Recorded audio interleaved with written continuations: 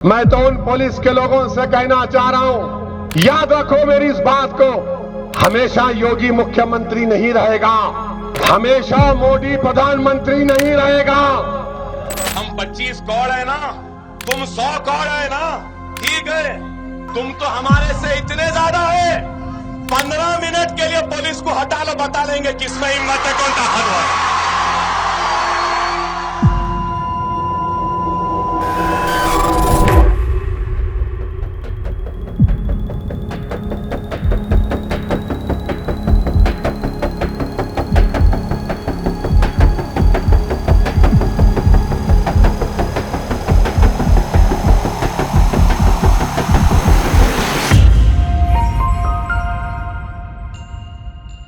क्या एक unknown individual एक शहर के 4 टाइम एमपी को इलेक्शंस में टक्कर दे सकता है? क्या बीजेपी का एक न्यू फेस मुस्लिम पार्टी के गढ़ में घुसकर उनके लीडर के पसीने निकाल सकता है? एक्चुअली माधवी लता ने ऐसे ही कुछ कर दिया है, वो भी ओवैसी के स्ट्रॉन्ग होल्ड हैदराबाद में।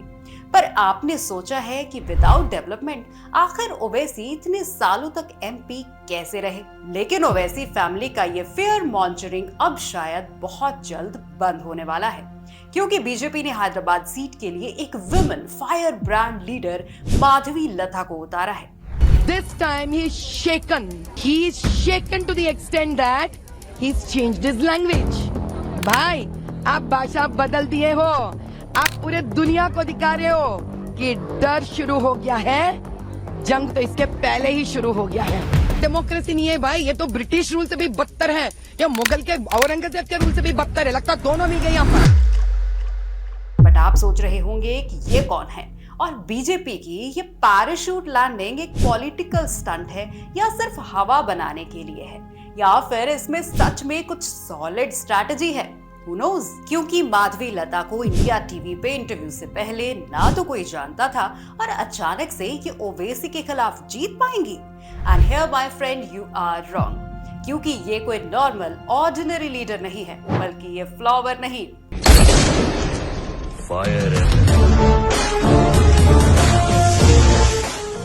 और याद है ना लास्ट टाइम जब किसी वुमेन लीडर के बारे में बोला गया था तो क्या हुआ था? क्या बीजेपी के इस गैम्बल से ओवैसी को हैदराबाद में हार का सामना करना पड़ेगा, या ओवैसी फिर से एक ह्यूज मार्जिन से जीतेंगे? तो सबसे पहले शुरू करते हैं हैदराबाद की हिस्ट्री से। दरअसल ब्रिटिश राज में हैदराबाद एक हिंदू मेजॉरिटी स्टेट था, और इस स्टेट पर राज था मुस्लिम रूलर मीर उस्मान अली खान का। उनका काफी कट्टर राज था, और यहाँ शुरुआत से ही हिंदू पॉपुलेशन को सेकंड क्लास सिटीजन की तरह ट्रीट किया गया, और उनके साथ डिस्क्रिमिनेशन भी हुआ। फिर चाहे स्टेट की 90% एडमिनिस्ट्रेशन पोस्ट पर मुस्लिम्स का डोमिनेशन हो, या फिर पुलिस की 95% सीट्स पर कंट्रोल हो, उनका एम बहुत ही सिंपल था, लोगों के अंदर खौफ बनाकर उन पर रूल करना।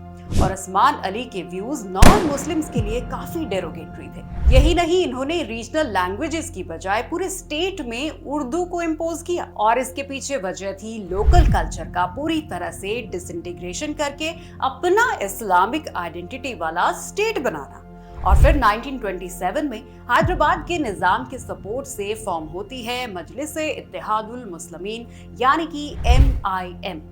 उस टाइम पे इन लोगों का स्टेटेड गोल होता था कि ये लोग इंडिया से मर्ज नहीं होना चाहते और अपना एक इंडिपेंडेंट अशरफ डोमिनेटेड राज चलाना चाहते हैं। बेसिकली इंडियन सबकॉन्टिनेंट यानी कि इंडिया, पाकिस्तान और बांग्लादेश के मुस्लिम्स भी कास्टिज्म का शिकार हैं। इनमें the upper caste are called Ashrafs, which include surnames like Syed, Sheikh, Mughal, Pathan. वही दूसरी ओर लोअर कास्ट को कहा जाता है पसमानदा मुस्लिम्स, जो कंट्रीब्यूट करते हैं 85 to 90% of the total Muslim population. और इनके सरनेम्स होते हैं रईन, अंसारी, मंसूरी, कुरैशी एटसेट्रा। और ऐसा देखा गया है कि upper caste Muslims in lower caste के खिलाफ काफी डिस्क्रिमिनेशन करते हैं।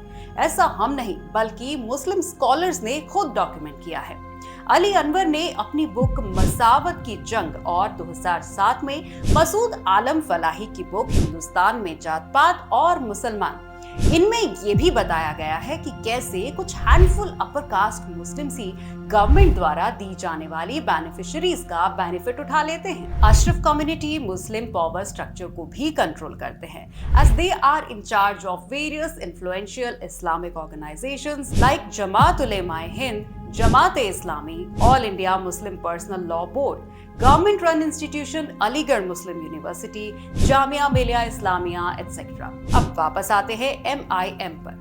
तो इंडिया की इंडिपेंडेंस के दौरान MIM का मेन इंचार्ज होता है काजिम रिजवी, और वो स्टेट को स्ट्रिक्टली रूल करने के लिए एक पुलिस फोर्स बनाता है जिसमें सिर्फ मुस्लिम्स को इंक्लूड किया जाता है, और इन्हें नाम दिया गया था द रज़ाकर्स। ये बिल्कुल हिटलर की स्पेशल और खूंखार फोर्स SS की तर्ज पर बनाई गई थी।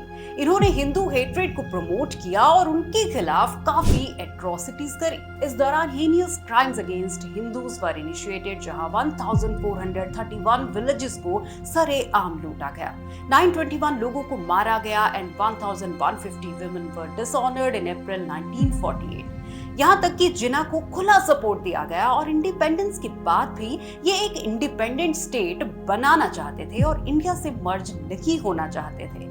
इसके रिएक्शन में सरदार वल्लभ भाई पटेल ने लॉन्च किया ऑपरेशन पोलो और हैदराबाद को इंडिया से मर्ज किया। MIM की लीडरशिप को जेल में भेजा गया, और इसी के साथ काजिम रिजवी ने इसकी लीडरशिप एक लॉयर को ट्रांसफर कर दी, और वो थे असदुद्दीन ओवैसी के ग्रैंडफादर अब्दुल वहीद ओवैसी। और उन्होंने इस ऑर्गेनाइजेशन को थोड़ा रिब्रांड किया और MIM के आगे लगा दिया ऑल इंडिया, जिससे ये बन गया ऑल इंडिया मजलिस-ए इत्तेहादुल मुस्लिमीन। इसे एक नई डायरेक्शन यानी कि पॉलिटिक्स की तरफ ट्रांसफॉर्म कर दिया गया, and it gained success in Hyderabad, जहां असदुद्दीन ओवैसी के फादर ने 6 बार MP का इलेक्शन जीता, और खुद ओवैसी भी अब तक 4 बार चुनाव जीत चुके हैं। हैदराबाद की डेमोग्राफी की बात करें तो यहाँ 59% मुस्लिम पॉपुलेशन है, और ये लोग एक ब्लॉक में वोट करते हैं, तो इससे AIMIM को एक एडेड एडवांटेज मिल जाता है। But despite ruling it for decades, Hyderabad lacks in development and basic civic amenities, जैसे early girl child marriage, poor education, fear-mongering, and religion-based politics. And now they are trying to export their ideology and separatism in other parts of India like Bihar, Uttar Pradesh, Maharashtra, and Gujarat. तो यहाँ role आता है माधवी लता का, जिसने इस ideology को challenge करने के लिए और गवर्नेंस को ठीक करने के लिए अपना नॉमिनेशन भरा फ्रॉम हैदराबाद सीट। लेकिन आप सोच रहे होंगे कि इनका नाम तो कभी सुना नहीं, और आखिर इनका बैकग्राउंड क्या है, और क्या ये सच में ओवैसी को उसी के स्ट्रॉन्ग होल्ड में टक्कर दे सकती हैं?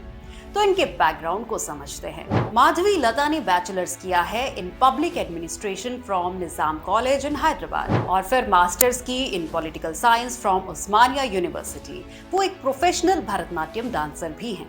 आप ये जानकर हैरान हो जाएंगे कि उन्होंने अपने बच्चों को स्कूल नहीं भेजा, बल्कि होम स्कूल में खुद ही पढ़ाया है, और उनके बेटे ने IIT भी क्रैक किया है। माधवी लता एक सोशल वर्कर भी है। उन्होंने girl education, women empowerment, gender equality और जेंडर जस्टिस के लिए काफी काम किया है।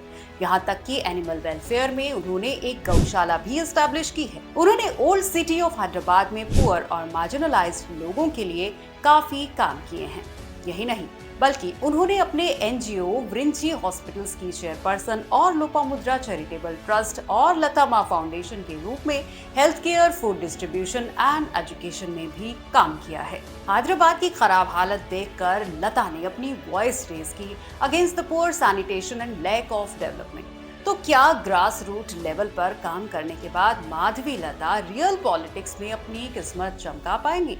तो एक बार पास्ट परफॉर्मेंसेस पर नजर डालते हैं। 2009 में बीजेपी ने GHMC इलेक्शंस में 150 सीट में 6 वार्ड जीते थे।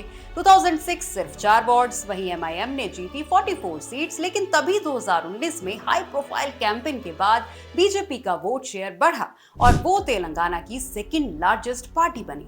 वैसे देखा जाए तो उनके जीतने के चांसेस हैं तो काफी कम, but as you see in sports, paper पर टीम के स्ट्रॉन्ग होने से ज्यादा फर्क नहीं पड़ता। फर्क पड़ता है कि रियल टाइम पिच पर वो टीम या इंडिविजुअल कैसे परफॉर्म करता है। सिमिलरली इलेक्शंस में भी लेगेसी काम नहीं आती और ना ही आपका नाम। इसका एग्जाम्पल है अमेठी।